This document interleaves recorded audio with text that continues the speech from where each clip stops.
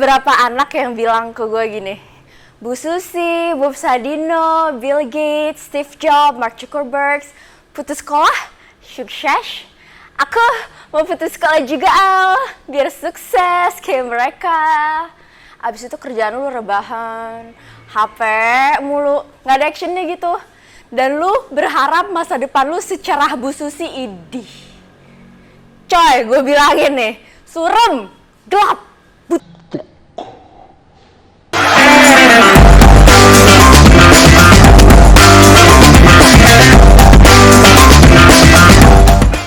beliau cuma tamatan SMP, tapi bisa punya perusahaan besar, pengekspor ikan, jualan ikan sampai beli pesawat hanya untuk ngangkutin ikan-ikannya. Enak kan jadi ikan Ibu Susi?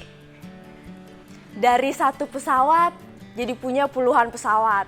Akhirnya dibuka cabang bisnis baru, penyewaan pesawat, PT Pujastuti Aviation. Yoi. Abis itu punya banyak pesawat, jadi punya banyak pilot dong. Akhirnya dibuka lagi cabang bisnis baru, PT Pujastuti Flying School, sekolah pilot. Yoi. Udah keren banget sebagai pengusaha besar, kedetek sama Jokowi. Diangkat jadi Menteri Kelautan dan Perikanan. Viral lagi, gara-gara prestasinya wow banget. Cuma tamatan SMP loh, kok bisa? Apakah kerjaan beliau di masa muda hanya rebahan dan scrolling HP? Coba kita telaah bersama ya. Apa aja prestasi Bu Susi kita kan udah tahu ya. Soalnya udah viral kan. Jadi kali ini aku pengen bahas bukan apa aja prestasinya, tapi gimana pola pikir dan kepribadiannya Bu Susi. Soalnya menurutku menarik ya untuk tahu apa aja faktor X yang melatar belakangi seorang Bu Susi bisa jadi sukses kayak sekarang. Terus tahu faktor X-nya dari mana, Sel? Dari Annabelku, analisa gembelku, analisa yang kusimpulkan setelah aku baca buku biografi dan video-video wawancaranya Bu Susi. Oke, jadi mulai faktor X penyebab Bu Susi sukses. Yang pertama, semangat juang tinggi. Dari kecil hobinya Bu Susi baca buku. Bahkan dari kelas 6 SD, Bu Susi udah suka baca buku filsafat. Tahu filsafat apaan? Pernah baca buku filsafat? Aku pernah. Jadi waktu itu nggak sengaja pas lagi di Gramet ngelewatin lorong buku filsafat gitu. Akhirnya aku kepo, terus ngambil salah satu buku yang bungkus plastiknya udah dilepas. Jadi bukan aku yang lepas duluan, guys. Terus ku baca judulnya. Baru lihat sampulnya, kepala udah cerat-cenut, migrain. Abis itu coba aku buka. Mau nyoba baca nih, tiba-tiba ada suara dari dalam hati. Sel, udah gak usah. Kamu gak akan kuat. Udah gak usah paksain, gak usah sok iye. Tapi aku tetap kepo. Aku lanjutin baca. Baca paragraf pertama. Baca satu paragraf. Kuulang bacanya. Belum satu halaman, belum. Masih satu paragraf. Kuulang lagi. Sampai 3 kali baru, oh. Apa tadi maksudnya ya? Belum ngerti. Ya udah, terus ku tutup, skip. Enggak. Sebenarnya aku nggak sebodoh itu kok, guys. Itu hanya hiperbola, bercanda. Biar kalian paham aja seberat apa buku filsafat. Jadi, Bu Susi suka buku filsafat dari remaja. Bahkan bukan buku filsafat Indonesia doang, buku filsafat yang pakai bahasa Inggris. Udah filsafat, bahasa Inggris. Dan beliau belajar bahasa Inggrisnya itu otodidak sendiri. Jadi nggak pakai les-les bimbel gitu, nggak pakai. Terbukti dong kalau Bu Susi berhenti sekolah bukan karena beliau males. Beliau berhenti sekolah adalah awal perjuangannya beliau gitu. Kalau males, ya nggak mungkin lah ya. Wong hobinya belajar, hobinya baca buku. Beliau dari remaja, dari SMA, udah mau berjuang, berhenti sekolah untuk memulai usaha. Jadi buat kalian yang pingin sukses tapi nggak mau berjuang, ya nggak bisa dong, Nyet. Nggak gitu konsepnya, juleha. kira lu lahir dari keluarga Kardashian, yang lu berhasil lahir aja lu udah sukses. Atau kalau di Indonesia tuh kayak Rafathar, Gempi, yang dari bayi aja tuh udah sukses gitu. Mereka berhasil lahir aja udah pasti sukses.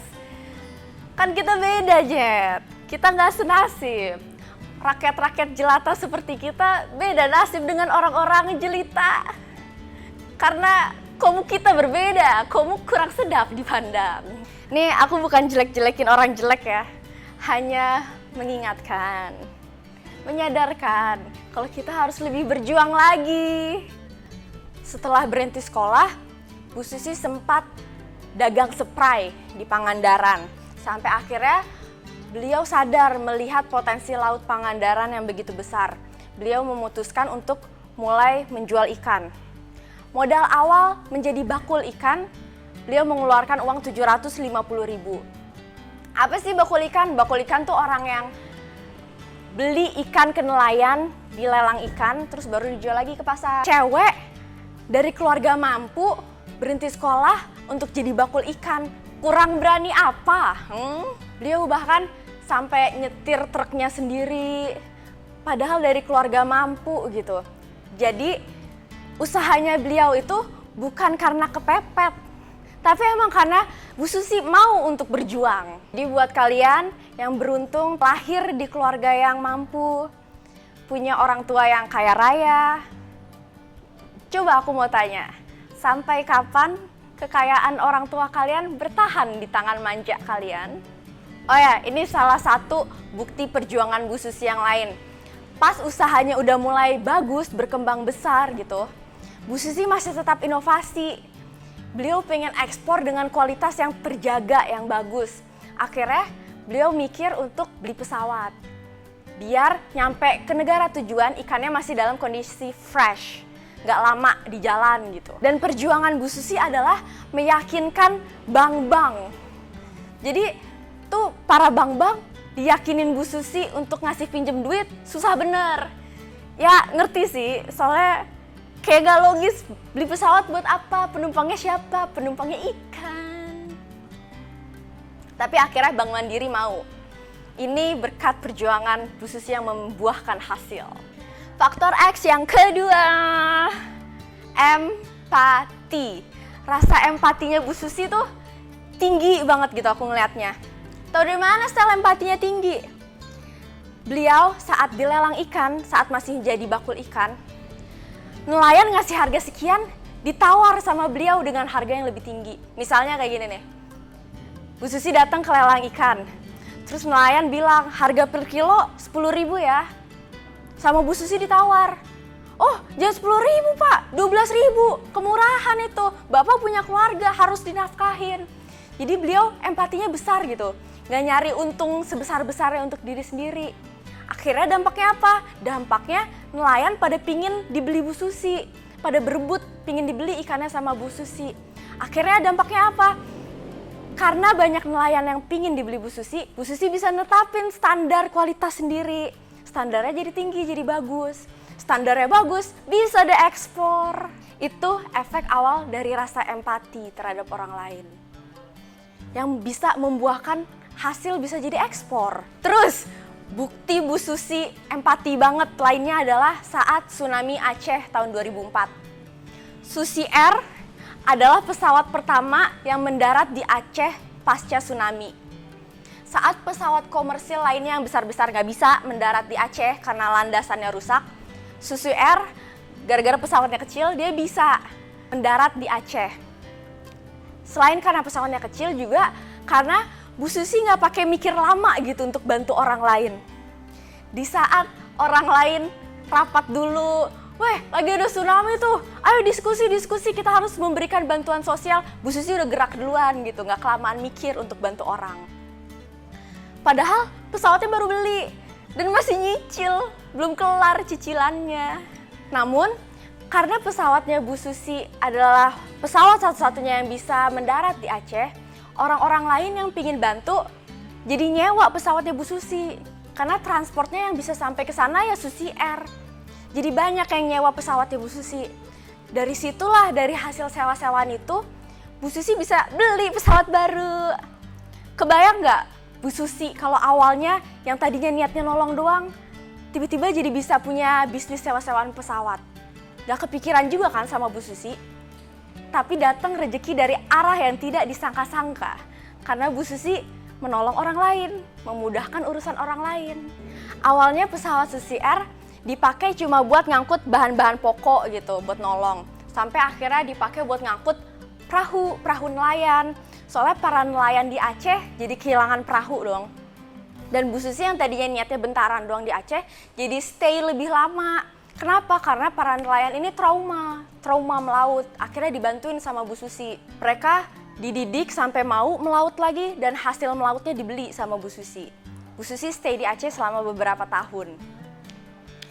Kemudian terjadi tsunami di Pangandaran, tempat kelahirannya Bu Susi. Wah, Bu Susi jor-joran lagi bantuinnya. Sampai beliau open house, rumahnya boleh dipakai untuk para pengungsi. Terus yang viral banget, nenggelemin kapal. Kalau aku nih ya ngelihatnya, kenapa Bu Susi bisa sampai berani mau capek nenggelemin kapal? Karena rasa empati beliau terhadap Indonesia, terhadap nasib Indonesia tuh tinggi gitu. Empati beliau terhadap nelayan-nelayan Indonesia tuh tinggi. Jadi kapal asing ilegal yang masuk ke Indonesia itu mencuri ikan-ikan kita. Dampaknya ke nelayan-nelayan kita dapat hasilnya dikit doang. Terbukti setelah ditenggelemin kapal nih, hasil laut Indonesia meningkat. Nelayan jadi bisa lebih sejahtera. Dan sebagai menteri walaupun udah berprestasi banget, gaji beliau sebagai menteri dikasih semuanya ke yang lebih membutuhkan, ke nelayan-nelayan di Pangandaran. Jadi beliau nggak ngambil gajinya sebagai menteri gitu. Ya mungkin gara-gara nominal gajinya juga nggak seberapa dibanding perusahaannya beliau kali ya. Cuman remahan rengginang, nggak berarti. Jadi buat kalian yang sering dibutuhin orang, banggalah kalian. Berarti manfaat atas diri kalian tuh besar gitu. Bisa dirasakan banyak orang. Berarti nilai diri kalian tuh besar kalau kalian banyak dibutuhin orang. Jangan malah ngedumel, jangan malah nolak. Ih, lu dateng kalau ada butuhnya doang. Ih, apa-apa mintanya gua lagi. Nggak ada orang lain apa? Jangan gitu, malah aturan kalau orang banyak butuh kita harus bangga, berarti kita bermanfaat untuk orang lain gitu. Misalnya nggak ada orang yang butuh kita, berarti kita nggak punya nilai value diri dong. Sama aja kayak sampah. Jadi coba renungkan, kita lebih sering dibutuhin orang atau enggak ya? Apakah kita sampah? Tapi aku yakin kalau teman-teman di sini yang nonton ini enggak lah ya, nggak ada yang sampah gitu. Kalaupun ada, sampah juga tetap bisa didaur ulang kok. Ya. So, bantulah orang lain, bermanfaatlah, mudahkan urusan orang lain. Niscaya Tuhan akan mudahkan urusan kita dari arah yang tidak kita sangka-sangka. Faktor X yang ketiga, pemberani. Kartini masa kini, itu julukannya Bu Susi itu. Kenapa? Karena sebagai wanita, beliau sangat berani gitu, kontribusinya besar. Contoh berani yang pertama, beliau berani berhenti sekolah, padahal keluarganya dari keluarga terpandang yang memedulikan pendidikan banget gitu, tapi beliau berani ambil keputusan yang menurut Bu Susi terbaik untuk mulai perjalanannya sebagai pengusaha, sebagai pedagang. Terus berani apa lagi? Berani minjem uang triliunan ke bank untuk beli pesawat sama bikin landasan pesawatnya. Menurutku itu butuh keberanian besar gitu. Kalau nggak bisa bayar gimana?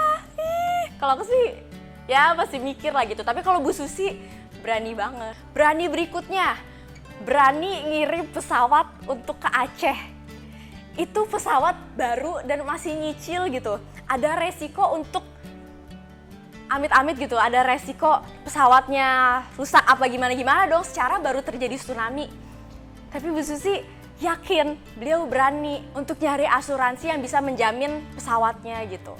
Akhirnya diterbangkan pesawatnya ke Aceh. Terus keberanian Bu Susi yang paling kelihatan adalah berani nenggelemin kapal-kapal asing ilegal. Lu kira nenggelemin kapal bisa seenak jidat gitu? Resikonya tinggi. Selain resiko disantet, banyak resiko ancaman-ancaman lainnya gitu. Padahal Bu Susi kan punya perusahaan yang harus beliau lindungi. dan keselamatan jiwa yang harus beliau jaga gitu. Tapi beliau berani walaupun cewek, nggak takut sama itu pedagang-pedagang besar luar negeri yang mengancam beliau gitu. Ada yang nyogok, beliau nggak goyah, beliau tetap berani. Kenapa sih Bu Susi ngotot untuk negakin undang-undang dasar tentang penenggelaman kapal ini? Karena Bu Susi ingin menjadikan Indonesia sebagai negara maritim. Dan itu amanahnya dari Jokowi seperti itu. Indonesia harus bisa jadi negara maritim karena Indonesia memiliki laut yang sangat luas. Bahkan menurut Bu Susi, potensi laut Indonesia itu lebih besar dari potensi migas Indonesia. Terbukti setelah kapal-kapal ditenggelamin, Indonesia bisa menjadi negara pengekspor ikan tuna terbesar di dunia. Dengan pemasukan per tahun sekitar 5 triliun rupiah. Tuh, menurut Bu Susi, kita kalau udah jadi negara maritim, masyarakatnya harus merasakan ikan-ikan laut gitu. Makannya tuh banyak makan ikan-ikan laut soalnya lebih bergizi. Jangan ikan-ikan tawar doang. Orang Indonesia lautnya luas tapi makannya ikan mujair, gurame, lele. Di mana-mana adanya warung pecel lele. Belum ada kan warung pecel salmon. Yoi. Makanya kalau bisa jadi negara maritim, salmon, lobster itu bisa murah aturan dan rakyat Indonesia bisa menikmatinya dengan mudah. Ayo, bisa dong bikin banyak warung pecel salmon. Bisa dong, ayo dong, bisa dong. Faktor X yang keempat. Ini faktor X-nya cuma sampai 5 kok guys. Jadi jangan tinggalin aku dulu, bentar lagi kelar. Tonton sampai habis ya. Faktor X yang keempat, out of the box. Kreatif. Bukti kekreatifan Bu Susi apa, Sel? Menurutku nih ya, beliau kepikiran untuk beli pesawat buat jualan ikan itu kreatif banget sih. Kepikiran gak lu? Beli pesawat, target penumpangnya ikan. Yoi. Bu Susi terbiasa untuk mencari solusi-solusi kreatif gitu dari setiap permasalahan. Kok bisa terbiasa mencari solusi kreatif? Karena menurutku Bu Susi tuh udah melakukan poin-poin yang sebelumnya aku sebutin di awal gitu. Pertama, poin semangatnya, semangat juangnya tinggi, pekerja keras. Kedua, empatinya. Ketiga, sifat pemberaninya gitu. Dengan 3 hal ini bisa tercipta solusi-solusi, ide-ide kreatif baru gitu. Kok bisa punya jawaban atas permasalahan, jawaban yang kreatif? Karena beliau semangat mau berusaha, mau menyelesaikan masalah. Karena beliau empatinya tinggi, pedulian orangnya. Karena beliau pemberani, jadi nggak takut-takut. Jadi terciptalah ide-ide kreatif. Terus, apa aja tips biar bisa jadi kreatif? Menurutku nih ya, pertama, wawasan kita harus luas. Pengetahuan kita harus luas gitu. Jadi banyak kepikiran ide-ide. Kalau wawasan sempit, taunya itu-itu doang. Emang kepikiran ide baru? Dari mana kalau wawasannya sempit? Jadi pengetahuannya harus luas dulu. Kedua, cara jadi kreatif adalah harus balance antara otak kanan dan otak kiri. Jangan kerjanya belajar mulu, yang dipakai otak kiri mulu. Padahal kreativitas itu kerjanya otak kanan loh. Jadi coba diseimbangkan.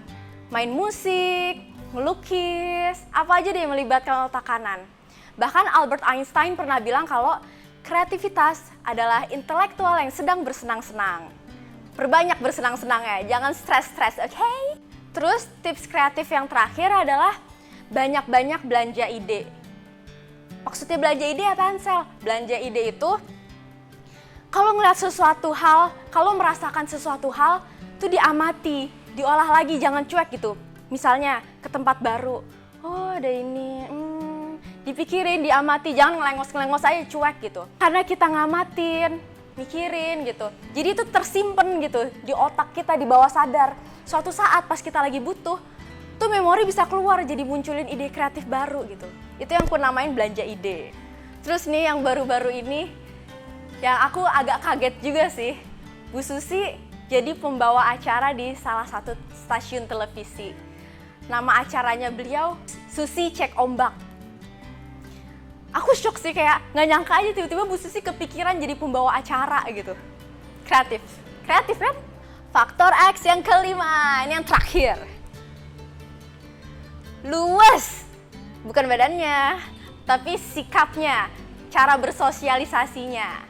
Bu Susi tuh punya temen mulai dari tukang beca, nelayan, sampai punya teman pejabat, konglomerat. Beliau pergaulannya luas gitu, bisa beradaptasi dimanapun. Dan kenapa beliau bisa luwes kayak gitu? Karena beliau rendah hati. Beliau nggak gengsian untuk temenan sama yang rakyat bawah, sampai ke rakyat atas gitu. Terus gimana lagi biar supaya kita bisa luwes, Sel? Kalau menurutku nih ya, ini berdasarkan pengalaman pribadi yang kualamin. Untuk jadi luwes itu, kita harus punya keberanian. Keberanian untuk memulai percakapan, keberanian untuk negor duluan. Karena aku pribadi sendiri masih suka merasa takut-takut gitu. Aku pingin negor orang itu, pingin kenalan sama orang baru, tapi kayak aduh, ntar dianggap so asik gak ya? Masih suka kayak gitu-gitu. Kalau Bu Susi enggak. Beliau yakin aja untuk berteman sama, karena skill sosialisasi itu sangat dibutuhkan. Baik dalam dunia bisnis maupun dalam dunia profesional gitu. Jadi misalnya kalian pengen jadi pengusaha gitu. Menurutku bisnis itu, ini bukan menurutku, ada yang bilang business is all about human.